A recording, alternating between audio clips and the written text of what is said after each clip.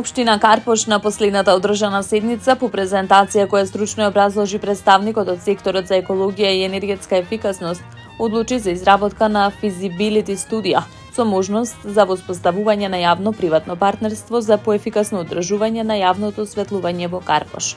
Локалната самоуправа има обезбедено околу 300.000 денари за оваа намена преку програмата на секторот за екологија и енергетска ефикасност при општина Карпош.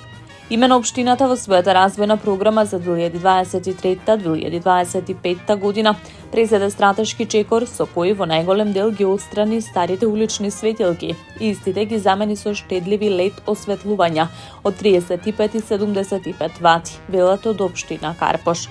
Емпирскиот пристап на физибилити студијата ќе покаже колку би било ефикасно формирањето на едно јавно-приватно партнерство со општината во насока на одржување на уличното осветлување во Карпош, потенцираат од локалната самоуправа. Градоначалникот на општина Центар Горан Герасимовски на конференција за локална енергија и социоеколошка агенда информираше дека во секое училиште и во секоја училна имаат поставено прочистувачи за воздух, но и дополнителна заштита на прозорците за дечињата да дишат почист воздух. Нашата грижа и за највозрастните, но и најмалите е огромна.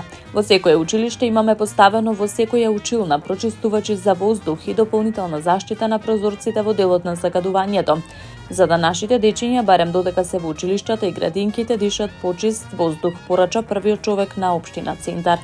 Со оглед дека секоја година поред сме меѓу 10 најзагадени градови во светот, мораме да изнаоѓаме начини преку одредени стратегии и програми овој деценијски проблем со загаденоста да го намалуваме, потенцираше Герасимовски.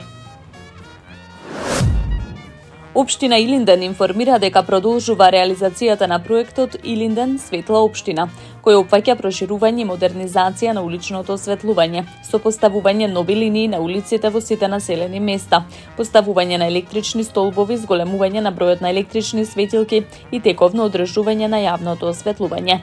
Во рамки на овој проект поставени се нови линии на улично осветлување во повеќе населени места на територија на општина Илинден, со должина од околу 1660 метри. Поставена е нова линија во населено место Кадино на улица 8 во должина од 300 метри, во Јака на улица 108 во должина од 300 метри, во населено место Мршевци на улица 1 во должина од 300 метри, во населено место Дел Јадровци на улица 1 во должина од 180 метри, информираат од локалната самоуправа. Град Скопје преку соопштение се пофали дека градот има европски шампион во кикбокс. Имено станува збор за скопјанецот Бобан Илиевски, кој во Атина ја усвои европската титула во кикбокс во конкуренција на 1133 надпреварувачи.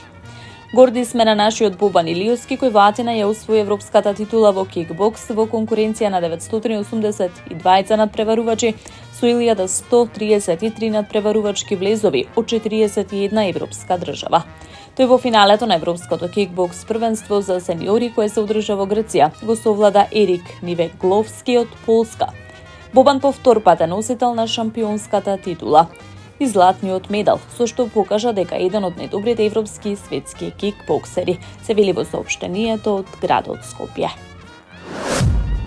Градоначалникот на општина Бутел Дарко Костовски се сретна со жителите на Визбегово, каде изминатиот период се гради нова црква. Сакам да истакнам голема благодарност до сите донатори кои помагаат црквата Свети Спас во Визбегово да се изгради до крај. Пренесов лична порака дека сум тука за жителите. Им соопштив исто така дека Визбегово во периодот кој следи ќе биде запатено со градежната офанзива која ја најави општина Бутел, сподели Костовски при средбата.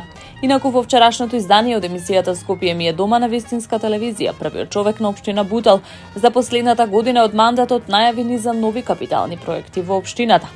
Костовски откри дека конечно бутелчани ќе добијат и поликлиника, нов мегапарк и нови спортско-рекреативни центри.